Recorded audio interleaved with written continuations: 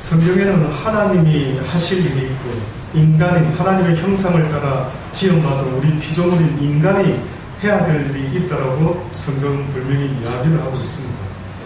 특별히 대표적으로 하나님께서 너희가 해야 될 것이 무엇인데 그러나 하지 말아야 될 것이 있다. 그것은 사는 날 동안 죽을 때까지 하지 말아야 된다라고 하신 게 있습니다. 혹시 뭔가 아실 것 같습니까? 특별히 하나님께서 하지 말라는 대표적인 것은요, 너희는 도무지 판단하지 말라. 도무지 판단하고 심판하고 정죄하는 이 일, 이것은 누구의 몫이라고요? 오직 하나님이에요. 왠 줄 아십니까? 왜 우리 인간은 그것 하면 안 됩니까? 왜 우리 인간은 그것을 하면 안 됩니까? 오늘 사실은 전도서 기자도 10장 중에서요, 14절에 보면 우매자는 말을 많이 하거니와 사람이 장래일을 알지 못하나니 이렇게 이야기했습니다. 우매자가 말을 많이 한다라는 이 의미 속에는 어떻게 보면 우매자의 그 모습을 하나님이 그 입에서 나오는 말을 들으시고 어떻게 보면 웃으신다. 왜? 네가 한치 앞을 알지 못하는 자가 네 입에서 무슨 말을 하느냐. 아마 이 사람이 이 우매자가 한치 앞도 모르는 이야기를 아마 했던 거예요. 그와 마찬가지로 우리의 인생이 이 세상을 살면서 할 수만 있다면 하지 말아야 되는 그 금기사항, 그것은 어떻게 보면 특별히 더 우리 마음에 명심해야 됩니다. 아담과 하와에게도요, 뜻밖에도 성경에 보면 인류 태초에 금기사항이 있었죠. 이거는 절대 하면 안 된다. 다른 것은 다 해도 되고 따먹어도 되고 누리고 즐기고 모든 짐승을 다 다스리는 모든 어떠한 것들은 다 해도 되는데 이것만큼은 결단코 하지 말아라 하고 금기사항을 줬는데 아담과 하와에게 무엇을 하지 말았습니까? 선악을 아는 그 나무 열매를 따먹지 말아라. 여러 이름을 가진 나무들이 아마 있을 수 있었을 겁니다. 그러나 유독 동산 중앙에다가 세워두시고 따먹지 마라라고 했던 나무의 이름이 하필이면 왜 선악과였어요?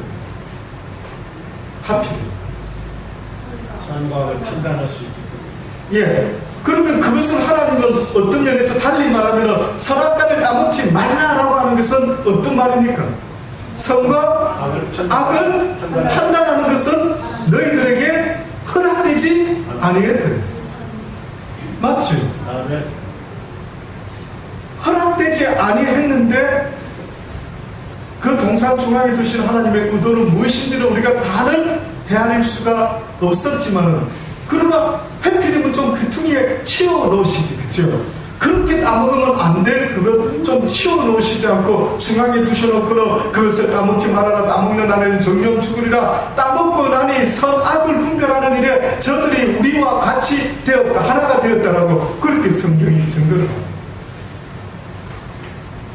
이유가 있으실 것 같아요.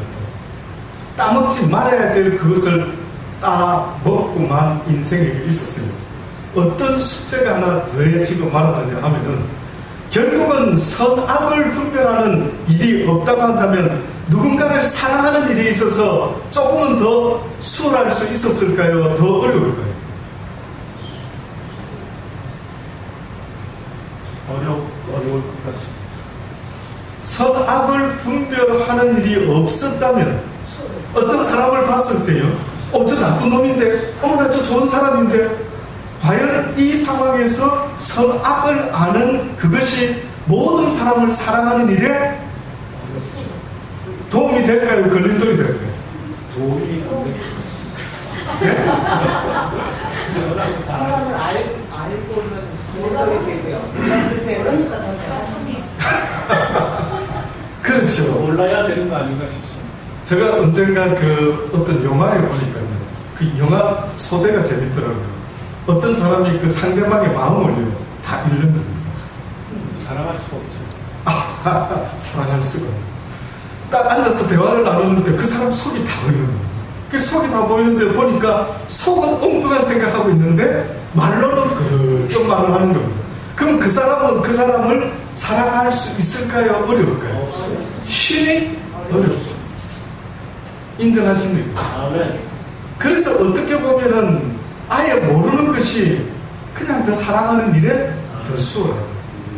그래서 어떻게 보면은 선악을 아는 부분은 오직 하나님이 하시겠다라고 말씀하시면서 오히려 우리에게 선악보다도 더 중요한 말씀을 하셨는데 그게 뭐냐면은 네가 생각할 때 선과 악을 분별하면서 잘 들어보십시오. 선과 악을 분별하게는 되었는데 우리 중 하나와 같이 되었는데 그가 이제는 악한 인간도 볼 수 있게 되었다. 그런데 주님은 뜻밖에도 뭐라고 말씀하시냐면 악한 원수 같은 인간이라 할지라도 그에게 어떻게 하랍니까? 사랑해라.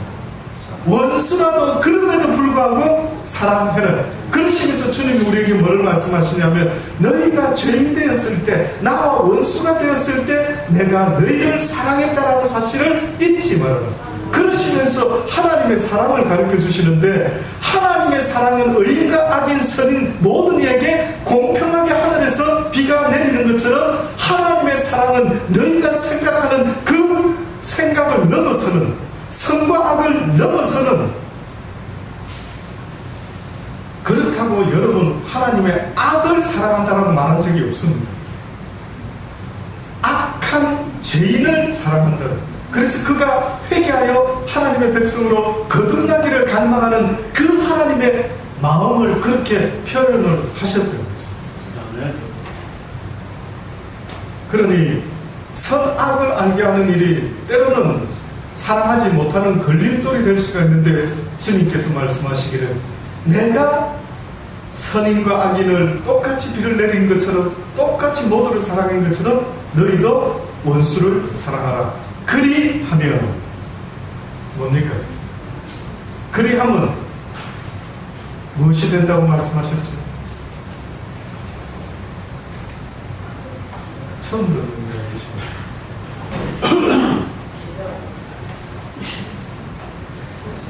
예? 제사 된다고요? 지금 이 순간에 답은 조금 핀트가 안 맞는데.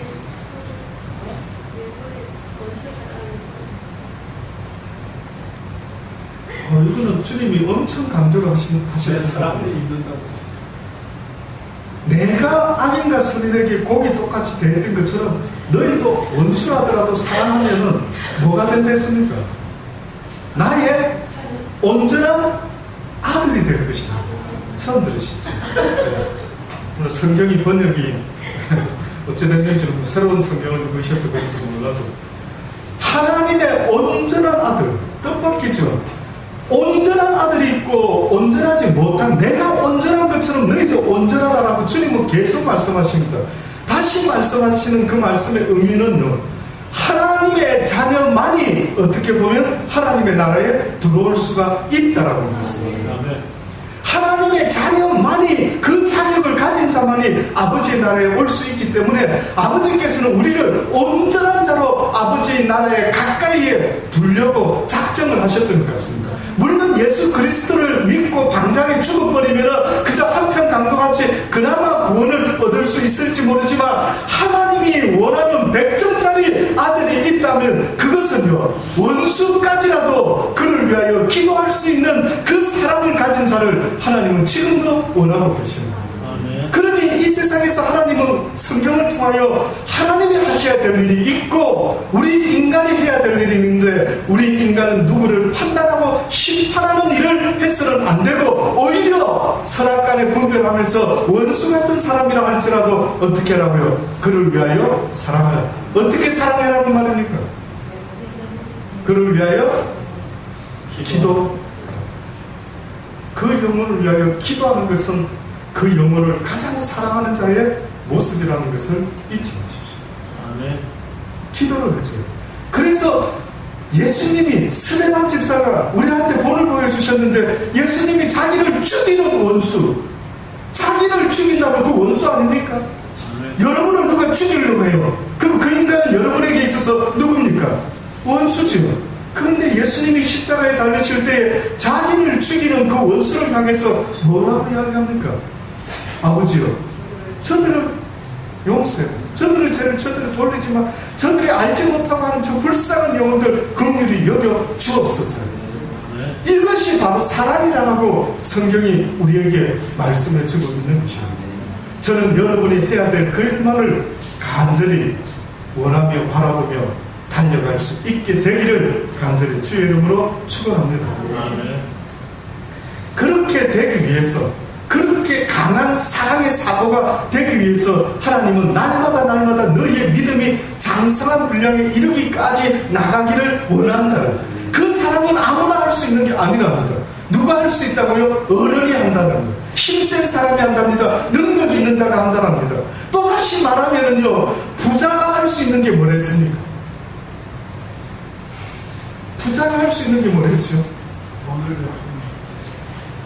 돈을 누군가에게 줄 수 있죠. 부자니까 그가 가진 것으로 할 수 있지 않습니까? 권세진 자는 무엇을 할 수 있습니까? 예, 그 권세로, 그 힘으로 뭔가 할 수 있는 이권을 줄 수 있다든지 누군가에게 좋은 보직을 줄 수가 있다든지. 그러면 여러분, 만약에 그리스도의 사랑을 가진 자가 할 수 있는 일이 있다면 뭘 것 같습니까?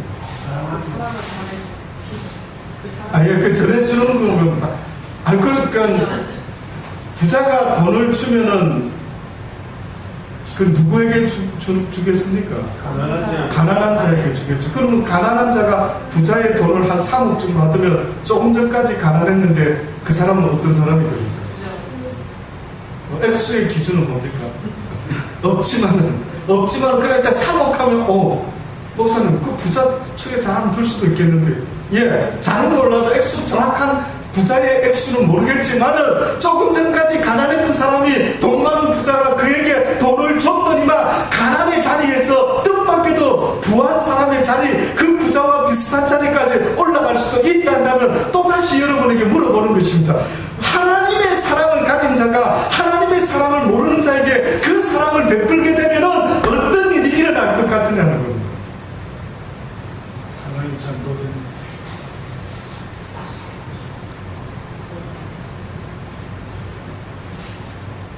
조금 뭔가 요답 같기도 한데 또 아닐 것도 같고 좀 애매할 수도 있겠죠. 뜻밖의 하나님의 사랑은요, 한마디로 능력이 있는데 그 능력은 어디에서 먹는 줄 아십니까? 한 영혼을 구원하는 것입니다. 사랑이 사람을 구원한다는 거예요. 그래서 예수님이 십자가에 달려 죽어주셨지만 그 예수님을 이 땅에 보낸 분이 어떤 마음으로 이 땅에 예수님을 보냈습니까? 하나님이 세상을 이처럼 사랑하사. 그럼 무엇이 우리를 구원한 겁니까? 많은 사람들이 예수님의 십자가가 우리를 구원했어요. 아니! 그렇게만 말하면 듣는 하나님 섭섭하시죠. 그렇게만 말하면 듣는 하나님 섭섭하신 겁니다.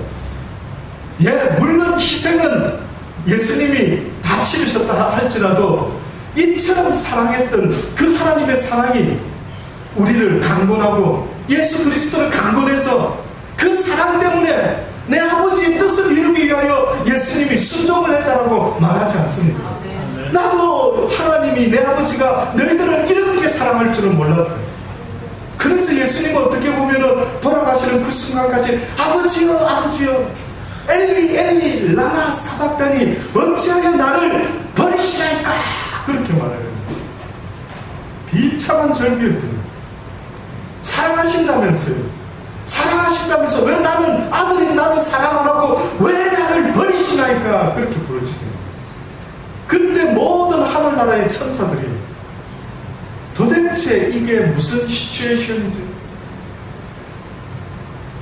왜 하나님은 자기를 만든 인간을, 그리고 그 인간이 하나님을 부인하고 돌아서고 선악과를 따먹고 죄지은 그 인간을 다 쓸어버리지 않으시고 무엇 때문에 그의 독생자 예수 그리스도를 이 땅에까지 보내셔서 그를 통하여 그 아들의 부르짖는 소리까지 외면하시고 어찌하여 나를 버리시나이까 라는 그 소리까지 외면하면서 그렇게 인간을 위하여 예수님을 십자가에 죽게 하셨어요.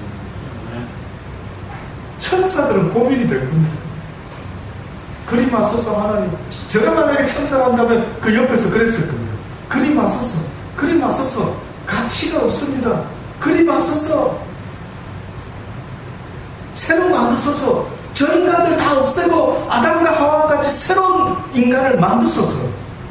얼마든지 그렇게 할 수도 있었지 않겠습니까? 그런데도 그렇게 했던 이유가 있다면 뭔지 아십니까? 사랑입니다. 하나님이 어떤 분인가를 가르쳐 주시면서 사랑은 바로 이런 것이다. 너희를 향한 내 사랑이 바로 이런 것이다.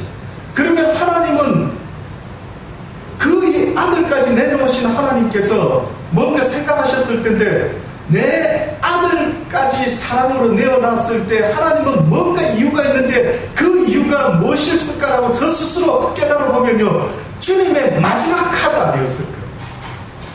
하나님의 마지막 카드. 처음에 노아 시대 때에 수많은 인간들이 노아를 통해서 돌아오라 그렇게 말만 했을 때 돌아왔습니까? 안 돌아왔습니까? 그때 하나님의 카드는 뭐였습니까? 그때 하나님의 카드는 심판이에요. 한마디로 벌이었어요. 한마디로 몽둥이였습니다. 한마디로 회초리였습니다. 한마디로 족치는 거였습니다. 그랬는데도 불구하고 그들이 어찌했습니까? 이제 하나님 앞에서 절대 배반하지 않고 그 사랑을 기억하고 이제 하나님 시킨 대로 잘하겠습니다. 과연 그렇게 되었습니까? 안 되었죠. 결국 어떤 일이 벌어졌습니까? 또 인류가 죄의 수레바퀴에서 또 하나님을 외면하고 하나님을 찾고 구하지 아니하고 또 자신을 위하여 살아가는 일이 벌어지기 시작을 했다. 자, 그러신 주님이 마지막에 아주 파이널 카드를 꺼내셨는데 뜻밖에도 성경에 보니 이거는 하늘의 아버지의 비밀이라는 거예요. 하나님이 마지막 때 쓰려고 어떤 카드 하나를 준비하셨대요. 그래서 그 마지막 때 어느 때에 하나님께서 하나님의 비밀을 나타내시려고 작정했는데 그 비밀 카드가 성경에 보니까 무슨 카드인가 봤더니 뭐라고요? 예수 그리스도를 이 땅에 보내겠다.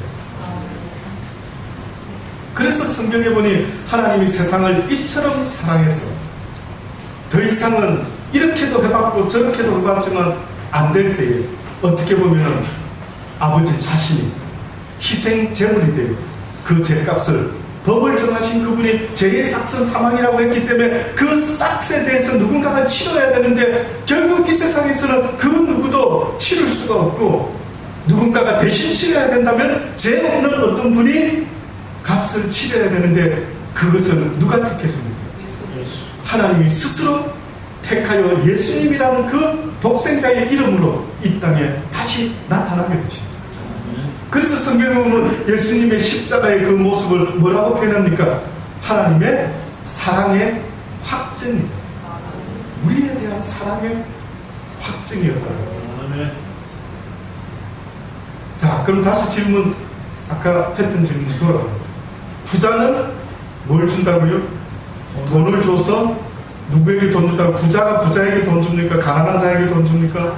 가난한 자에게 돈을 주고 그 가난한 자는 그 돈을 받는 순간에 얼마를 받는지 모르지만 부자도 될 수 있고 최소한 어려움을 면할 수도 있고 권세진 자는 권세를 통해서 해줄 수 있는 아주 낮은 자를 높은 곳으로 인도할 수 있겠죠. 하나님의 사랑을 가진 자가 누군가에게 무엇을 줄 수 있다면 누군가에게 무엇을 줄 수 있는 부자는 육신의 가난한 자에게 돈을 주겠지. 그러면 하나님의 그 놀라운 사랑은 성경에 보니 여러분은 성경을 아시니 누구에게 그 복음이 전파된다? 누구에게요? 심령이 그렇죠. 그냥 가난한 자는 좀 육신의 가난인 줄 아는데 성경에는 뜻밖에도 심령이 가난한 자가 주의 복음을 듣게 될 것이다. 그러면 육이 가난한 자는 뭐가 없는 자입니까? 어떻게 보면 육이 가난한 사람은 돈이 많이가 없는 거죠. 그러면 심령이 가난한 사람은 무엇이 없는 사람입니까? 하나님이 조금 더 구체적으로 한번 말씀해 하나님 주시죠. 사모하는 마음이 없는 하나님을 사모하는 마음. 그러면 그 사람들에게는 복음이 들립니까? 심령이 가난한 자에게는 특별히 천국이 저희 것이며 또다시 말하면 복음이 그 가난한 자들을 위하여 복음이 전파될 것이요 가난한 자를 택하여 믿음에 부욕해 하시고 할 때에 그 가난이 육적인 가난도 있을 수 있는데 만약에 영적인 가난이라고 한다면은 도대체 어떤 상태에 있는 가난한 사람을 심령이 가난한 자다라고 말할 수가 있습니다. 그냥 너무 즉흥적으로 말씀하시더라고요. 한 3초라도 생각을 죄송합니다만 3초라도 그동안 통 생각을 바쁘셔서 못하셨겠습니다만 한번 잠깐 그래도 잠깐 생각을 하나님의 해보십시오. 사랑이 없는 상황. 예, 그 참 맞는데 이걸 그러면 또 다시 생각해 볼게요. 하나님의 사랑이 없는 그 가난한 사람의 지금 이 상태가 그러면 사랑이 없으면 어떤 일이 벌어질까요? 내 심령에. 지금 내 심령에 내 삶에 육신의 삶에 돈이 없으면 어떤 일이 벌어지죠? 내가 어떻게 됩니까? 예, 막 볼기라고 하려면 어떻게 변합니까? 내가 돈을 많이 벌려면 어떻게 변해야 되죠? 착해야 되고, 오리 가지 않은 심리 가져야 되고, 그 다음에 뭐, 겉옷 따르면 속옷도 주면 목사님 부자가 되겠지요. 맞습니까? 아닙니다. 아니죠. 너무 믿음 좋은 분들은 그래 답하겠지만, 내가 육신적으로 부자 되려면 어떻게 해야 됩니까? 이 대한민국에 살려면 제 속에서, 제 세상 속에서, 제 속에 살아가야 됩니다. 예, 첫째, 악착같이 이런 단어 안 들어보셨습니까? 악착같이 지독하게 그냥 땡보같이 기를 쓰고 이런 단어 혹시 안 들어보셨습니까? 이런 단어를 어느 데 썼습니까? 가난에 시달리고 가난한 것에 너무 힘듦을 당했던 사람들은 주로 보면 얼마나 독해지고 얼마나 악해지고 얼마나 머리를 돌리고 대단하게 변하지 않습니까? 육적으로. 만약에 여러분의 심령에 사랑을 원하는데 사랑을 얻지 못하게 되면 느끼지 못하게 될 때 내 심령의 상태가 어떤 상태로 변할 것 같습니다. 한마디로 말하면 돈이 없으면 사람이 변하는 것처럼 내 마음에 그리스도가 주시는 하나님의 평안, 그 사랑이 없다면 내 속은 어떻게 되느냐? 시기, 질투, 미움, 다툼, 악한 모든 평화가 아닌 도무지 목사님 나는 왜 이럴까요? 먹을 것이 있고 입을 것이 있고 육신적으로 모든 것을 갖춘 것 같은데 내 심령은 날마다 평안하지 않습니다 라고 말하는 그 사람의 상태가 영적 가난한 자의 모습. 아멘. 그럼 제가 다시 여쭤봅니다. 여러분은 부자십니까? 가난한 사람입니까?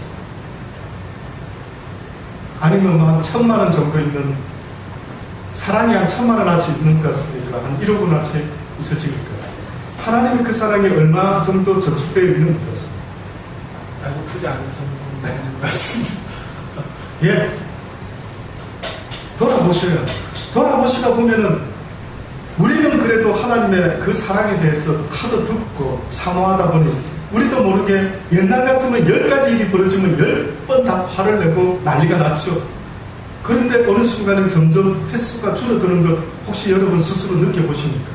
저도 옛날에는요, 욕심, 세상에 무엇이 어떻게 돼야 되는 그런 욕망 속에 살아갈 때는요, 그 욕망 속에는 감사와 기쁨과 평안이 없더라고요. 늘 목말라더라고요. 100만 원이 없을 때 100만 원만 있으면 좋을 것 같은데 또 목마르고 1,000만 원이 생기면 더 좋겠다. 1,000만 원이 생겨도 또 목이 마른데. 그러니 어떻게 보면 저와 여러분이 예수 그리스도 앞에 나온다라고 하는 것, 오늘 이 시간처럼 나와서 주님의 말씀을 사모해서 장성한 믿음의 분량에 이르기까지 간절히 가기를 원하는 그 간절함이 있다고 한다면요, 이 복음은 누구에게 전파되느냐 봤더니만 목마른 사슴이 시냇물을 찾듯이 메마른 영혼이, 왜 목사님 똑같은 김치를 넣고 밥을 먹는데, 왜 똑같은 보리밥을 먹는데, 왜 어떤 사람은 미소 짓고 먹고 왜 어떤 사람은 불평 불만 걱정 근심하면서 먹을까요? 나 이러고 싶지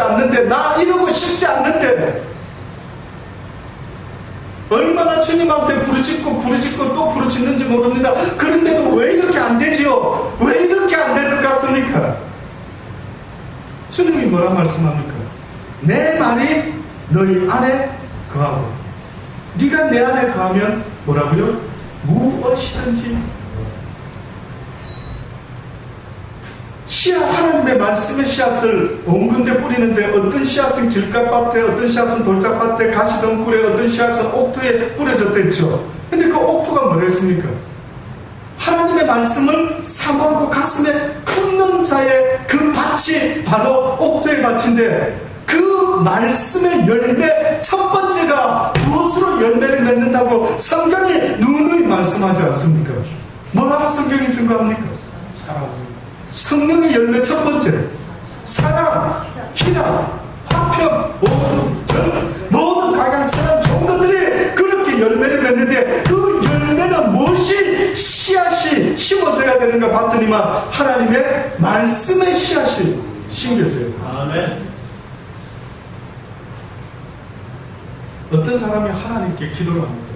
육신의 병이 있어가지고 병을 낫게 해주소서. 주여, 당신은 능치 못할 일이 없을 줄 믿습니다. 계속 몇 년 동안 기도하는데 응답이 없는 거예요. 그때 하나님께서 어느 날 드디어 응답이 왔습니다.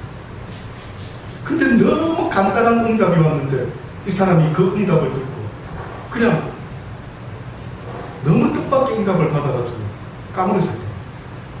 뭐였을까요? 뭐였을까요?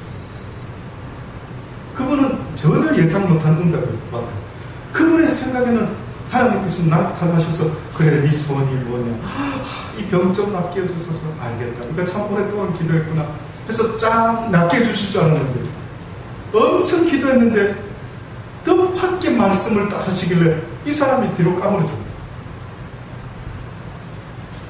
뭐라고 하셨어요? 딱 한마디만 하셨습니다. 운동 좀 하지. 이거는 도대체가 운동 좀 해라.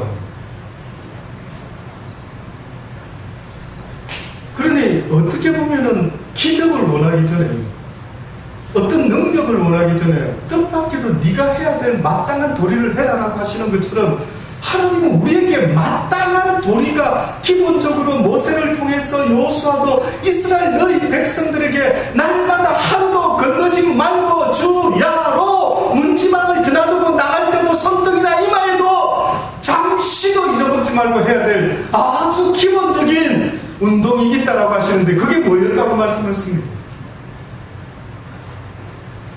하나님의 말씀을 그들에게 가르치는, 너희 자녀들에게, 백성들에게 하루도 한순간도 건너뛰지 말고 해야 될 일이 있는데, 그게 뜻밖에도 뭐라고요? 하나님의 말씀.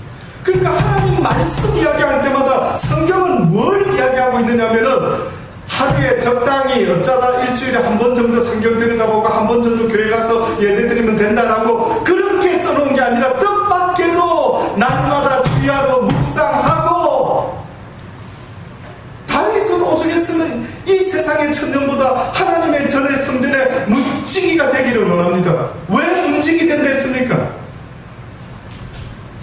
그 뜻이 뭡니까?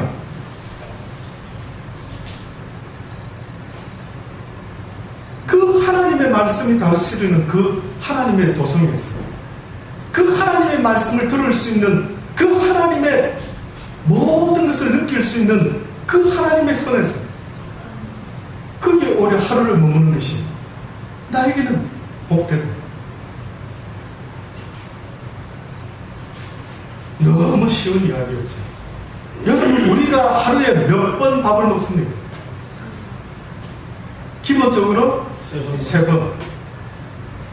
또 어떤 사람은 간식까지 치면은 4번도 먹고 5번도 먹고. 주님은 네가 유교를 위해서 아주 당연하듯이 본능적으로 챙겨 먹는, 건강을 위해서 챙겨 먹는 것처럼 네 영혼의 관리를 좀 하지. 네 영혼의 음식을 좀 먼저 먹지, 기본적으로. 그리고 운동 좀 하지. 그 깨달은 말씀을 가지고 어떻게 하라고요? 지켜 행하려고 애 좀 쓰지, 씨름 좀 하지. 그렇지 않으면 지식으로만 끝나면 뭐라고요? 그것은 죽은 믿음. 밥 먹고 운동하세요. 좋은 음식 가려 먹고 운동하세요. 이거는 건강이 약한 사람에게 의사들이 하는 기본적인 이야기인 것처럼 지금도 주님은 우리에게 하고 싶은 말씀이 있다면 날마다 주야로 나 여호와의 말을 주야로 읽고 묵상하고 생각해라. 그리고 그것을 지켜 행하라. 운동 좀 해라. 실천 좀 해라. 계속 머리로만. 그래서 어떤 사람은 막 키는 이렇게 커져서 하나님에 대한 지식은 잔뜩 있는데 소화불량에 걸린다 하지 않습니까? 그게 누구였습니까? 그게 바로 바리새인들, 율법학자, 서기관들. 예수님이 오셔가지고 가장 어떤 부류를 갖다가 너무나 가슴 아프게 쫓아다니면서 지적했던 부류가 있었으니 그들이 누구였다고요? 하나님에 대해서 아노라 하면서 행함이 없는 죽은 믿음을 가진 그들을 향해서 하나님은 몸부림을 치십니다.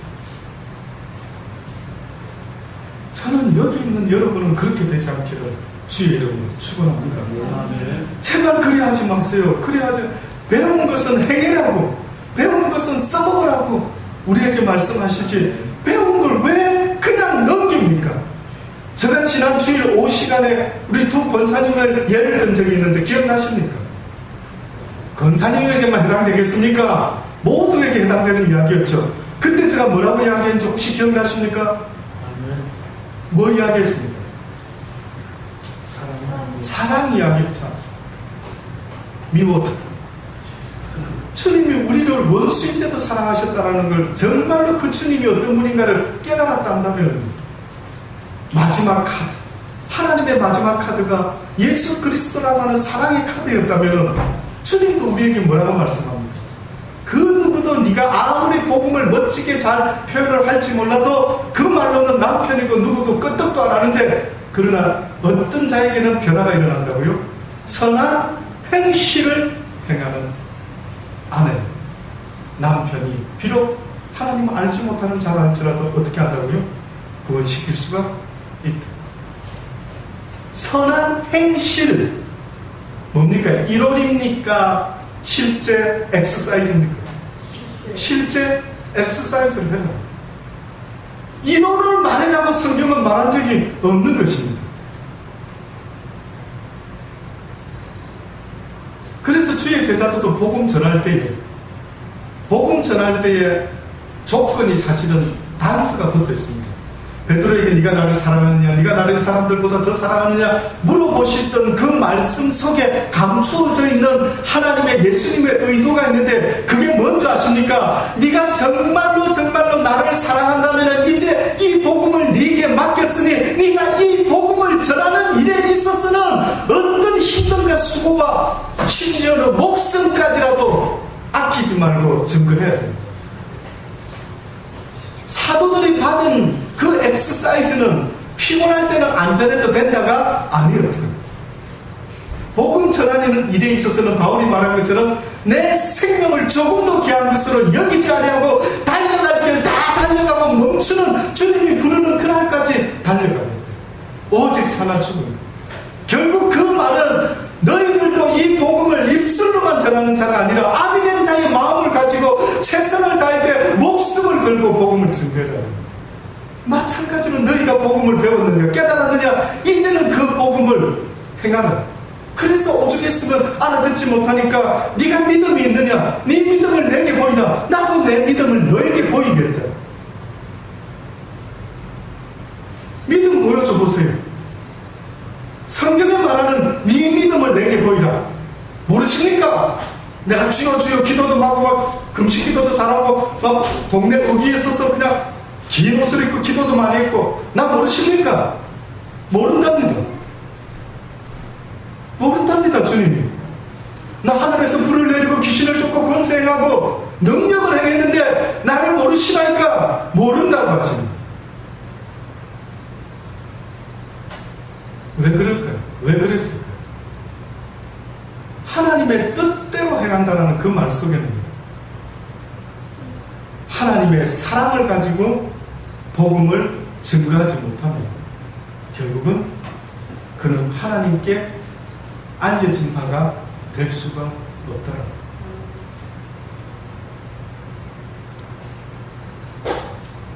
그래서 저는 오늘 이 시간에 전도서 기자가 우리에게 주는 말씀 지금까지가 서론입니다. 지금까지가 서론을 나왔습니다. 사모할 수 있는 간절한 마음이 여러분 가슴속에 있기를 간절히 주의 이름으로 축원합니다. 사모하는 간절함이 있으시기를 바랍니다. 이 시간이 지나면 다시 없을 텐데 오늘 전도서 기자가 첫 번째로 우리에게 언급하고 있는 어떤 비유가 있는데 그게 뭐냐면 죽은 파리가 향기름으로 악취가 나게 하는 것 같이 적은 우매자가 지혜와 존귀로 피하게 하느니라 이렇게 말씀드렸습니다. 본이 지혜자와 우매자를 비교를 했었는데 전도서에서 가장 많이 나오는 단어가 뭔지 아십니까? 지혜와 지혜자라는 단어입니다. 전도서에서 가장 많이 나오는 단어가 지혜 혹은 지혜자인데 이 10장에만 유독 지혜와 지혜자라는 단어보다 더 많이 나오는 단어가 하나 나타나는데 그게 뭔지 아시겠습니까? 우매 혹은 우매자. 이 단어가 가장 지금 많이 나오고 있습니다. 결국은 성경 전도서 기자를 통해서 우리가 한 가지 깨닫는 것은 지혜자의 반대는 한마디로 누구라고요? 우매자다라고 그렇게.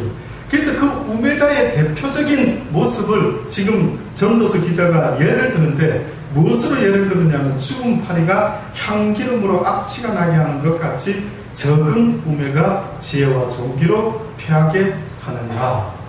조그마한 우매자라 할지라도 꼭 파리와 같은 자인데 여러분 유대인들이 그 향기름이라고 하는 것은 제사장들이 그 쓰는 기름 중에 예를 들어 향기름이 있다고 한다면 그 향기름은 영적으로는 사실은 하나님의 사랑의 향기를 의미합니다.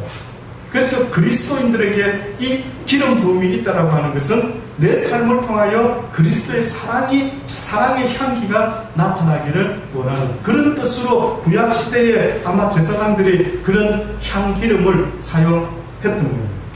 근데 향기름을요, 이런 도자기 같은 데다가 뚜껑을 딱 막아서 기름을 보관하는데 이 팔이라는 놈이 어쩌다가 이 뚜껑 사이로 뭐 어떻게 잘못 닫았는지 몰라도 들어갈 수가 있다는 거예요. 보통은 뚜껑만 열면은 여러분 향수 뚜껑 딱 열면은 아시지? 냄새가 환히 아주 향기로운 냄새가 강한 냄새가. 근데 혹시 여러분 그게 파리가 빠졌어요. 그러면 어떨까요? 그러니까 파리가 빠져가지고 오래 묵을 것 같아요. 팔이 빠진 지가 얼마나 됐는지 막 보니까 무슨 냄새가 이제까지 맡은 냄새가 아닌 희한한 냄새가. 그러면 그 많은 향기름 파리 한 마리 때문에 쓸 수 있습니까? 쓸 수가 없습니다. 쓸 수가 없죠.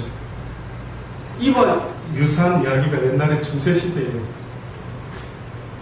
그 제사장들이 특히 어떤 신부들이 그 우화에 아주 옛날에 대표적으로 나와 있는 그 우화가 있습니다. 예화가 있습니다.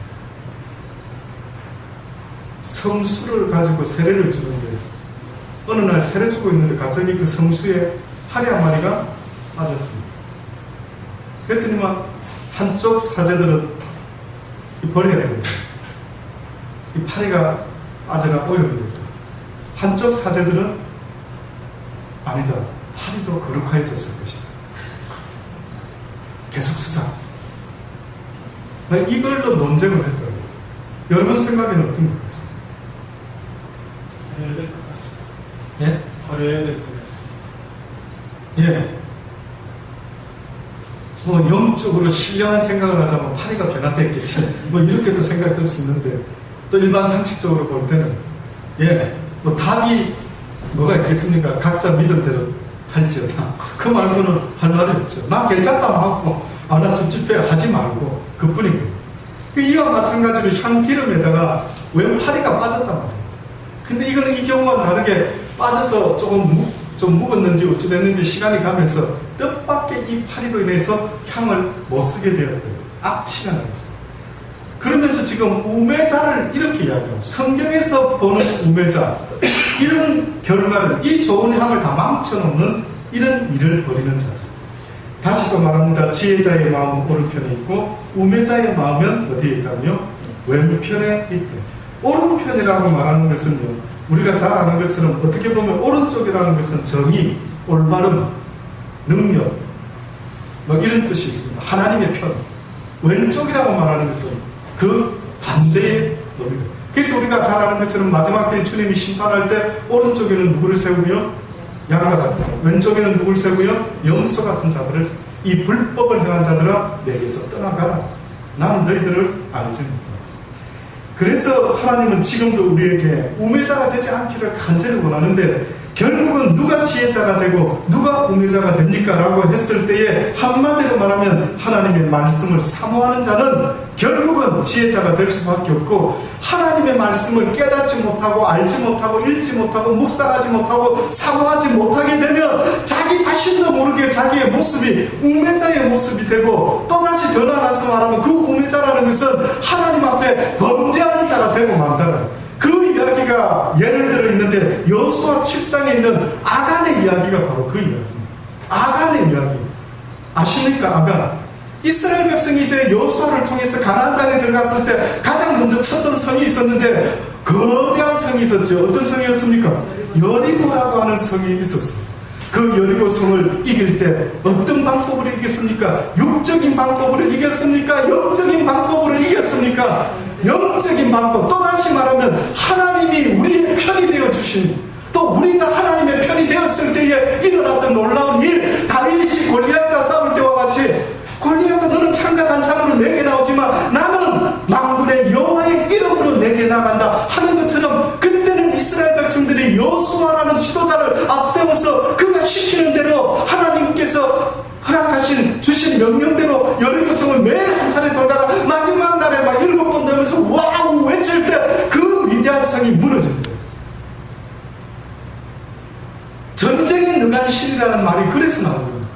하나님이 전쟁에 능한 신이라는 것은 결국은 하나님께서 원하시는 그 뜻을 쫓는 지혜자들은 결국 우리가 하나님의 편이 되면 하나님은 우리의 편이 되어 우리를 지키시고 보호하시고 능치 못함이 없게 한다는, 육의 전쟁도 이기게 하시는 것처럼 영의 전쟁도 어떻다고요? 이기게 한다. 그러니 내가 자꾸 진다라는 소리만 하지 말고, 나 구원해주세요 구원해주세요 이 소리만 하지 말고, 이기게 해주세요 하는 소리만 하지 말고, 그렇게 이길 것만은 그 다음에 아이라고 하는 성을 치러 갑니다. 와우, 아이라는 성을 또 치자. 그때에 여호수아가 무엇을 명령합니까? 여리고 성을 쳤던 것처럼 그렇게 다 갈 필요 없겠나? 이 아이 성은 조그만한데 한 2, 3천 정도 가면 안 되겠나? 이랬더니 결국은 그 3천 보냅시다. 그래서 아주 막 3천이면 충분히 감당하겠지 하고 보내드렸습니다. 그런데 뜻밖에도 전쟁에 피해서 어떻게 됩니까? 막 도망가면서 죽는 자가 속출하는 거예요. 이때 여호수아가 하지 말아야 될 말을 하지, 너무 속상해서 그랬는지, 우리를 여기까지 들어와서 또 죽이시면 안 되지 않습니까? 우리를 그냥 애굽에서 죽든지 했었어야 되는데 주님 목적은 우리를 죽이는 게 아니지 않겠습니까? 왜 이렇게 여리고를 이겼는데 또 아이 성에서 왜 이런 희한한 납득할 수 없는 이런 어처구니 없는 경험을 하게 하십니까? 아니 왜 이것이 나를 망칠 줄이야, 이것에 의해서 내가 망할 줄이야 누가 알았습니까? 이 조그마한 이 성 때문에 내가 완전히 죽게 되었나이다 했을 때 왜 이런 일이 일어났겠느냐? 너희 가운데 우매자가 있다. 우매자? 어떤 우매자가 봤더니 여호수아 7장 1절에 먼저 답부터 성경을 말씀했었죠. 이스라엘 자손들이 바친 물건, 다시 말하면 여리고 성을 쳤을 때 얻었던 하나님께 바친 물건들 가운데 유다 지파 세라의 증손 삽디의 손자 갈미의 아들 아간이 바친, 하나님께 바친 물건을 어떻게 했다고요? 취하였고 여호와께서 이스라엘 자손들에게 진노하셨더라. 이 사실을 모르고 여호수아는 왜 이런 일이 나한테 생깁니까? 뜻이 뭡니까? 막 이 답을 찾고 싶어서 이랬는데 뜻밖에도 너희의 범죄함 때문에, 너희의 우매한 아간 때문에 그 파리 새끼 한 마리가 누구를 다 망친다고요? 모든 향기름을 망쳐버리고. 대단하죠. 그 우매자의 영향력이 대단하지 않습니까? 우매자 한 사람이 그 가정에 있으면 그 우매자 때문에 그 집안이 다 망해버립니다. 그 열자를 이길 수 있는 지혜자가 없는 가정이란다. 또다시 말하면 삭개오와 같은 사람이 한 사람만 있어도 구원받는데 그렇지 못한 가정은 한마디로 향기름에 파리가 썩은 것 같이 악취가 나는 그런 일이 벌어져. 향기름도 악취 나는 것은 참 가까이 하기. 우리 사람이라는 존재 속에는 저는 볼 때 냄새가 있다고 말할 수 있습니다. 인간은 딱 만나면 냄새가 있는 것 같아요. 향수 말고 누군가를 딱 만났을 때 느껴지는 혹시 향기 좀 있을 것 같습니까? 말로는 표현 못하겠는데, 그렇죠? 육의 향기는 아닌데 그 인격과 인품과 그 영혼 속에서 이렇게 느껴지는 그 사람의 고유의 향기가 있지 않습니까? 혹시 여러분을 누가 딱 만나면은 어떤 향기가 난다라는 이야기 혹시 들어보신 적 있습니까? 싸나운 향기, 독하게 생기셨네요. 너무나 슬프게 생기셨네요. 아무 근심 있으십니까? 무슨 향기가 있죠? 여러분도 다른 사람 모습 보면 그걸 느끼는 것처럼 오늘 저녁에 숙제 하나 드리기로 해요. 꼭 그거를 10분 정도는 다 움직이지 말고 한번 보시는 거예요. 그래서 너 누구니? 꼭 물어보시는 거예요. 너 누구니? 너 얼굴이 왜 이렇게 생겼지? 너한테서 무슨 향기가 나는 것 같은데? 살아오신 그 삶의 어떤 흔적이 무슨 향기로 변했는지. 성경을 보면 예수 그리스도를 찬양하는 노래 가운데 장미 향기처럼 혹시 그런 기억나십니까? 십자가 라라라라 뭐 그런 찬양 있지 않습니까? 저 장미꽃처럼 처음 부르십니다. 저 장미꽃을 위한 490년 찬양이 되었습니다. 네, 그거 말고 복음성 중에 있는데 언제 한번 찾아서 한번 제가 불러보겠습니다. 장미꽃이 꺾이면 향기를 뿜어내는 거예요. 예수 그리스도가 십자가에 달려 죽으실 때 향기가 나왔대요. 어떤 사람의 느낌에, 영의 느낌. 그래서 그분의 향기를 표현했는데 장미꽃같이 그 향기가 그 주님에게 있어요. 저는 여러분이 이 향기름이 하나님의 그 사랑의 향기로 만나는 사람들에게 그게 뿜겨져 나가기를 주의 이름으로 고백합니다. 아멘.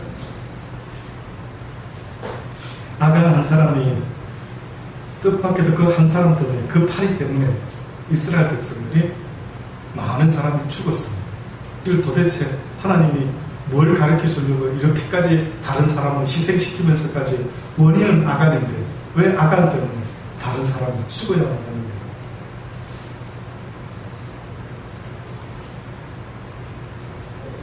성경에서 이 말씀만 드리고 마치겠습니다.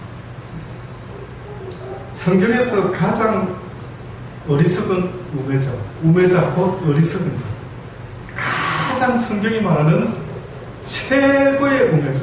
물론 아간도 하나님을 의식했으면 그렇게 안 했겠죠. 그래서 성경은 구체적으로 가장 어리석은 자는 이런 자다라고 하는데 시편 14편 1절부터 말씀을 보면 어리석은 자, 우매자는 그 마음에 이르기를 하나님이 없다 하더라. 저희는 부패하고 소행이 가증하여 선을 행한 자가 없고 여호와께서 하늘에서 인생을 굽어 살피사 지각이 있어 하나님을 찾는 자가 있는가 보려 하신즉 다 치우쳤으며 함께 더러운 자가 되고 선을 행하는 자가 없으니 하나도 없도다. 어떻게 보면 선을 행한다라고 하는 것은요, 어떤 면에서 가장 1차적으로 가장 하나님이 기뻐하는 선은 뭡니까? 라고 하면 하나님을 찾는 것입니다. 하나님의 일이 뭡니까? 라고 했을 때 예수 그리스도를 믿는 것이 하나님의 일이라고 말한 것처럼 가장 이 세상에서 아름다운 선이 뭡니까? 라고 물어보면 그 선이라는 것은 여호와 하나님을 찾는 것이다. 그 하나님을 찾는 행위. 어리석은 자는 그 마음에 하나님이 없다. 여호와께서 하늘에서 인생을 굽어 살피사 지각에 있어 하나님을 찾는 자가 있는가 보려 하신즉 꼭 바벨탑 사건 때 주님이 이들이 뭘 하나 보러 오신 것처럼 주님이 보기를 원했던 것은 바로 하나님을 찾는 자가 있는 것. 근데 뜻밖의 보니까 하나님을 찾는 조건이 무엇을 갖추고 찾는 자가 있는가 보려고 했더니만 보니까 무엇을 가지고 하나님을 찾는 자? 지각이에요. 지각. 왜 지각이라는 단어가 붙었을까? 그때 하나님을 찾는 자가 왜 없었겠습니까? 근데 왜 단서를 갖다가 지각을 가지고 하나님을 찾는 자? 또다시 말하면 제대로 하나님을 찾는 자가 없었다. 다시 말하면 하나님을 찾는 이유가 거의 다 불순했다. 뭐 때문에 하나님을 믿고 찾았는 줄 아십니까? 세상의 복을 위해서죠. 그래서 성경 단어의 지각이라고 하는 것은 뭔지 아십니까?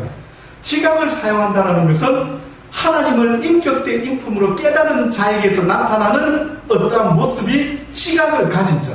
너의 믿음의 분량이 지각을 이용해서 너의 믿음의 분량이 장성한 믿음의 분량에 이르러 그 지각을 통해서 네가 이제는 하나님을 찾는 자. 누가 있는가? 또다시 말하면 이 신이나 저 신이나 부처나 이슬람이나 기독교나 예수나 똑같아. 신이 똑같아. 복 주소서 내 인생의 내 육신의 삶에 복 주소서. 그렇게 복을 구하는 그런 자를 하나님을 찾는 자라고 말한 것이 아니라 지각을 가지고 하나님을 찾는다라는 것은 곧 무엇을 구하는 자인가요? 영원한 생명을 구하는 자. 영생을 구하는 자가 누가 있나요? 누가 나를 찾는데 주여 나에게 영원한 생명을 허락하소서. 이 사망의 음부에서 권세에서 해방되기를 원하나이다. 영생을 얻기를 원합니다라고 지각을 가진 자가 있는지 굽어 살펴보니까 한 사람도 없다. 지금도 교회 다니는 사람은 수많은 사람이 있는데 한 사람도 지각을 가지고 장성한 믿음의 분량에 있는 자들이 누가 있느냐라고 지금도 물어보고 계시는 거예요. 그런 저와 여러분이 되기를 간절히 주의 이름으로 축원합니다. 지혜는 진주보다 귀하니 너의 사모하는 모든 것으로 이에 비하는 수가 없느니라. 그 우편 손에는 장수가 있고 그 좌편 손에는 부귀가 있느니 그 길은 즐거운 길이요 그 첩경은 다 평강이니라. 지혜를 얻은 자에게는 생명 나무라. 예수 그리스도를 얻는 자에게는 생명을 얻는 것이라. 너희가 동산 중앙에 선악과를 따먹었지만 이제는 생명나무는 따먹지 못하리라. 너희가 생명을 얻기 원하느냐? 예수 그리스도를 믿을 수 있다면, 그의 말씀을 지켜 행할 수만 있다면, 그의 지혜를 얻을 수만 있다면 그는 곧 생명나무라. 지혜를 가진 자는 복되도다. 또다시 성경은 또 말합니다. 고린도후서 5장을 통해서 저가 모든 사람을 대신하여 죽으심은 산 자들로 하여금 다시는 저희 자신을 위하여 살지 않고 오직 저희를 대신하여 죽었다가 다시 사신 자를 위하여 살게 하려 하십니다. 하나님을 사랑하는 자, 그 뜻대로 부르심을 입은 모든 자들에게 협력해서 선을 이루는데 너희는 세상의 그 어떤 것도 걱정하지 말고 너희는 하나님을 사랑하라는 것입니다. 하나님을 사랑하는 그것만 있으면 모든 일들이 다 뜻밖에도 협력이 되어가지고 자기가 생각도 못했던 선한 일들이 이루어지게 되어 있으니 너희는 먼저 그의 나라와 그의 의를 구하라. 그래야 이 모든 것들을 너희에게 더하여 줄 것이다.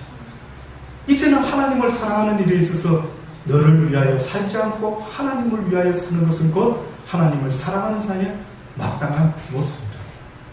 사랑은 나를 포기하는 순간에 일어날 수 있는 행위가 되는 것입니다.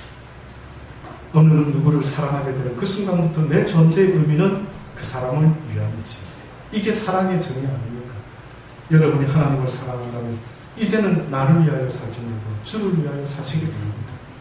그분이 원수라도 사랑하라 하셨으니 내 사랑하는 그분을 위하여 이제는 여러분을 위하여 그 미운 사람을 사랑하지 마시고 이제는 주를 위하여 그를 사랑할 수 있는 그러한 사랑의 사람들이 아직 기회가 있을 때 아직도 누군가를 사랑할 수 있는 시간을 주신 그 하나님의 뜻을 깨닫고 사랑할 수 있는, 그래서 그 사람을 위해 죽을 수 있는 저와 여러분이 되기를 간절히 주의 이름으로 축원합니다. 아멘. 기도하시겠습니다. 좋으신 아버지 하나님, 그렇습니다. 세상은 사랑이 없는 것을 알지 못하고 돈만 있으면, 명예만 있으면, 권세만 있으면, 성공만 하면 살아갈 수 있는 줄 알고 자신의 영혼의 공부함을 억지로 숨기며 살아가는 불쌍한 이 시대의 우리를 보시옵소서. 불쌍히 여겨주소서. 긍휼히 여겨주소서. 참 자유가 뭔지도 모르고, 참 평안이 뭔지도 모르고, 참 사랑의 의미가 뭔지도 모르고 지금도 방황하며 살아가는 불쌍한 영혼들을 아버지 긍휼히 여겨 주옵소서. 그들에게도 주의 복음이 증거되게 하여 주옵소서. 그들에게도 그 사랑의 메시지가 증거되어 그들도 그 사랑을 가지고 이제는 살아갈 수 있는 복된 인생들이 다 되게 하여 주옵소서. 아멘. 이제는 남은 날이 얼마 있는지 모릅니다만 기회 있을 때 마땅히 사랑해야 될 그들을 사랑할 수 있는 우리가 되게 하여 주옵소서. 예수님의 이름으로 감사하며 기도드리옵나이다. 아멘.